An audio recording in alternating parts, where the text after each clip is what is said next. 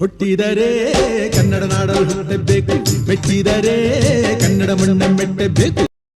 ನಮಸ್ಕಾರ, ಎಲ್ರಿಗೂ ಸ್ವಾಗತ. ಹೊಸ ದೆವ್ವದ ಕಥೆಯೊಂದಿಗೆ ಎಲ್ಲರೂ ಚೆನ್ನಾಗಿದ್ದೀರಾ ಅಂತ ಅಂದ್ಕೊಂಡಿದ್ದೀನಿ. ಈ ಒಂದು ಕತೆ ನಡೆದಿರೋದ್ಬಿಟ್ಟು ದಾವಣಗೆರೆ ರಸ್ತೆ ಅಂದರೆ ದಾವಣಗೆರೆ ಹೈವೇಯಲ್ಲಿ ಆಗಿರುವಂತಹ ಒಂದು ಇನ್ಸಿಡೆಂಟು. ಹೈವೇ ಅನ್ನೋದಕ್ಕಿಂತ ಒಂದು ಸ್ವಲ್ಪ ಈ ದಾರಿ ಇರೋದಲ್ಲ, ಆ ಕಡೆ ಹೋಗೋದಕ್ಕೂ ಈ ಕಡೆ ಬರೋದಕ್ಕೂ ಒಂದೇ ತಾರ್ ರೋಡ್ ಇರೋದಲ್ಲ. ಸೊ ಆ ಥರ ಒಂದು ರಸ್ತೆ ಅಂತಲೇ ಹೇಳ್ಬೋದು. ಅದು ಹೈವೇನೇ, ದಾವಣಗೆರೆ ಹೈವೇಯಲ್ಲಿ ದಾವಣಗೆರೆಗೆ ಕನೆಕ್ಟ್ ಮಾಡುವಂತಹ ಒಂದು ರೂಟ್ ಅದು. ಸೊ ಅಲ್ಲಿ ಆಗಿರುವಂತಹ ಒಂದು ಇನ್ಸಿಡೆಂಟು.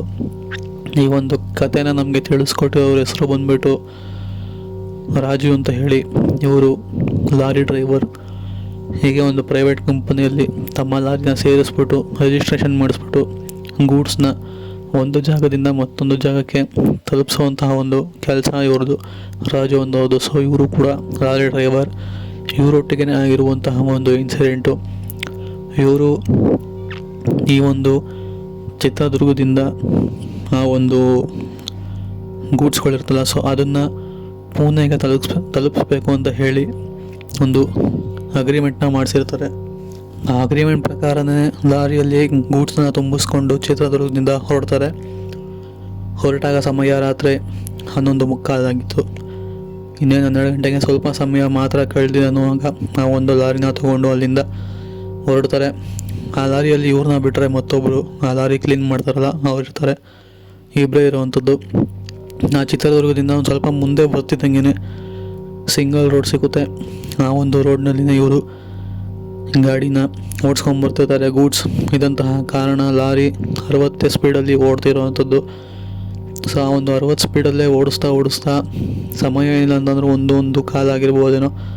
ಆ ಸಮಯದಲ್ಲಿ ಡ್ರೈವರ್ಗೆ ತುಂಬಾ ನಿದ್ದೆ ಎಳೆಯೋ ಥರ ಆಗುತ್ತೆ. ಸರಿ, ಇಷ್ಟೊಂದು ನಿದ್ದೆ ಬರ್ದಿಲ್ಲ, ಇಲ್ಲೆಲ್ಲರೂ ಒಂದು ಟೀ ಅಂಗಡಿ ಇದ್ದರೆ ಟೀ ಕುಡಿಯೋಣ ಅಂತ ಹೇಳಿ ಅವರು ಕೂಡ ಟೀ ಅಂಗಡಿನ ಹುಡುಕ್ತಾ ಸುತ್ತಮುತ್ತ ಕಣ್ಣಾಯಿಸ್ತಾ ಹಾಗೆ ಓಡಿಸ್ಕೊಂಬರ್ತಾ ಇರ್ತಾರೆ. ಓಡಿಸ್ಕೊಂಬರ್ತಿದ್ದಂಗೆ ಅವ್ರ ಮುಂದೆಗಡೆ ಇದ್ದಕ್ಕಿದ್ದಂಗೆ ಯಾವುದೋ ಒಂದು ವ್ಯಕ್ತಿ ಅವ್ರ ಲಾರಿಗೆ ಅಡ್ಡ ಸಿಕ್ಕಿ ಇವರು ಲಾರಿನ ಅವ್ರ ಮೇಲೆ ಹತ್ತಿಸಿದ್ರು ಅನ್ನೋ ಥರ ಇವ್ರಿಗೆ ದೃಶ್ಯ ಕಾಣಿಸುತ್ತೆ. ಇದೆಂಥ ಕೆಲಸ ಆಯಿತು, ಈ ಒಂದು ನಿದ್ದೆ ಮಂಪರಲ್ಲಿ ನಾನು ಯಾರು ಇದ್ದಾರೆ ಅಂತಲೂ ಕೂಡ ನೋಡಲಿಲ್ಲ, ಅವ್ರ ಮೇಲೆ ಲಾರಿನ ಹತ್ತಿಸ್ಬಿಟ್ನಲ್ಲ ಅಂತ ಹೇಳಿ ಒಂದು ಸ್ವಲ್ಪ ಮುಂದೆ ಹೋಗಿ ಲಾರಿನ ಹಾಕ್ಬಿಟ್ಟು ನಾವೊಂದು ಕ್ಲೀನರ್ನ ಎಬ್ಬಿಸಿ ಇಲ್ಲೇನೋ ಆ್ಯಕ್ಸಿಡೆಂಟ್ ಆಗೋಯ್ತು ಬಾ ನೋಡೋಣ ಅಂತ ಹೇಳಿ ಹಿಂದೆಗಡೆ ಓಡ್ಬಂದು ಆ ಆ್ಯಕ್ಸಿಡೆಂಟ್ ಆಗಿರುವಂತಹ ಜಾಗನ ನೋಡ್ತಾರೆ. ಬಟ್ ಅಲ್ಲೇನೂ ಕೂಡ ಇರೋದಿಲ್ಲ, ಏನೂ ಹಾಗೆ ಅನ್ನೋ ಥರ ಫುಲ್ಲು ಸಿಂಪಲ್ಲಾಗಿ ಎಲ್ಲ ನಾರ್ಮಲಾಗಿ ಇರುತ್ತೆ. ಹಾಗೆ ಗಾಡಿಗಳು ಕೂಡ ಓಡಾಡ್ತಾನೆ ಇರುತ್ತೆ. ಇವಾಗ ತಾನೇ ಯಾರನ್ನೋ ಗುದ್ದಿರ್ತಾರೆ, ನನಗೆ ಭಾಸವಾಯ್ತಲ್ಲ, ನನಗೆ ಫೀಲ್ ಆಯ್ತಲ್ಲ ನೋಡಿದ್ನಲ್ಲ ಅಂತ ಹೇಳಿ ಡ್ರೈವರ್ ಕನ್ಫ್ಯೂಸ್ ಆಗಿ ಬಿಡು ನಿದ್ದೆ ಮಂಪ್ರಲ್ಲಿ ಏನೋ ಭ್ರಮೆ ಆಗಿರಬೇಕು ಅಂತ ಹೇಳಿ ಗಾಡಿನ ಹತ್ಕೊಂಡು ಪುನಃ ಒಂದು ಸ್ವಲ್ಪ ದೂರ ಓಡಿಸ್ಕೊಂಬರ್ತಾರೆ. ಇನ್ನೇನು ಸ್ವಲ್ಪ ದೂರದಲ್ಲೇ ಟೀ ಅಂಗಡಿ ಇದೆ ಅಂತ ಹೇಳಿ ಅವ್ರಿಗೆ ಕಾಣಿಸೋ ಥರ ನೋಡ್ತಾರೆ. ಸೊ ನೋಡಿದ ತಕ್ಷಣವೇ ಪುನಃ ಅವ್ರಿಗೆ ಹಿಂದೆ ಯಾವ ಥರ ಫೀಲ್ ಆಯ್ತದ, ಯಾರನ್ನೋ ಗುದೀನಿ ಅಂತ ಹೇಳಿ ಅದೇ ಥರ ವ್ಯಕ್ತಿಗೆ ಮತ್ತೊಮ್ಮೆ ಅವರು ಗುದಿಯೋ ಥರ ಅದೇ ಒಂದು ದೃಶ್ಯ ಮತ್ತೆ ಅವ್ರ ಕಣ್ಣು ಮುಂದೆ ಬರುತ್ತೆ. ಮತ್ತೆ ಅರಿಸ್ಕೊಂಡು ಹೋದ್ರೂ ಹೊಡೆದಿರೋ ರೇಂಜ್ಗೆ ಆ ಒಂದು ವ್ಯಕ್ತಿ ಏನಿದೆ ಅವನು ಹಾರಿಕೊಂಡು ಲಾರಿಯಿಂದ ಮುಂದೆ ಹೋಗಿ ಬಿದ್ದಿರೋವಂಥದ್ದು, ಸುಮಾರು ದೂರ ಉಳ್ಕೊಂಡೋಗಿ ಬಿದ್ದಿರುವಂತಹ ದೃಶ್ಯನ ಆ ಡ್ರೈವರ್ ನೋಡಿ ಜೋರಾಗಿ ಕಿರ್ಚ್ಕೊಂಡು ಲಾರಿನ ಆ ಒಂದು ಸ್ಟೇರಿಂಗ್ನ ಬಿಟ್ಬಿಟ್ಟು ಗಾಬರಿಯಲ್ಲಿ ಕಿರ್ಚ್ಕೊಂತಾನೆ. ಸೊ ಲಾರಿ ಕಂಟ್ರೋಲ್ ಆಗ್ದಲೆ ಆ ಕಡೆ ಒಂದು ದಾರಿಗೆ ಹೋಗುತ್ತೆ ಶಾಕಂಗ್ಲಿ. ಆ ಕಡೆಯಿಂದ ಯಾವುದೋ ಒಂದು ಗಾಡಿಗಳು ಬರದೇ ಇರೋಂತಹ ಕಾರಣ ಕ್ಲೀನರ್ ಇದ್ದು ಆ ಒಂದು ಗಾಡಿ ಸ್ಟೇರಿಂಗ್ನ ಕಂಟ್ರೋಲ್ ಮಾಡಿ ಟೀ ಅಂಗಡಿ ಕಾಣಿಸ್ತಿದೆ ಅದಕ್ಕಿಂತ ಸ್ವಲ್ಪ ಮುಂದೆ ಹೋಗಿ ಹಾಗೋ ಹೇಳಿ ಗಾಡಿನ ಸ್ಲೋ ಮಾಡಿ ನಿಲ್ಲಿಸ್ಬಿಟ್ಟು ಡ್ರೈವರ್ನ ಅಂದರೆ ರಾಜುನ ಕೇಳ್ತಾನೆ, ಏನಾಯಿತು, ಯಾಕೆ ಈ ಥರ ಮಾಡ್ತಿಲ್ಲ, ಸ್ವಲ್ಪ ಅಡವಟ್ ಆಗಿತ್ತು ಅಂತಂದರೆ ಗಾಡಿ ಉಂಟ್ಕೊಂಡು ನಾವಿಲ್ಲೇ ಸ್ಪಾಟ್ ಔಟ್ ಆಗಬೇಕಾಗಿತ್ತು ಅಂತ ಹೇಳ್ತಾನೆ. ಇಲ್ಲ, ಪುನಃ ನಾನು ಯಾವುದೋ ವ್ಯಕ್ತಿನ ಗೊತ್ತಿಲ್ಲ, ಅದೇ ಥರ ವ್ಯಕ್ತಿನೇ ಇಲ್ಲವೂ ಕೂಡ ಗೊತ್ತಿದೆ, ಅವನು ಹಾರ್ಕೊಂಬಂದು ಮುಂದೆ ಬಿದ್ದ ಅಂತ ಹೇಳಿ ಆ ಒಂದು ಕ್ಲೀನರ್ಗೆ ತಿಳಿಸ್ಕೊಡ್ತಾನೆ.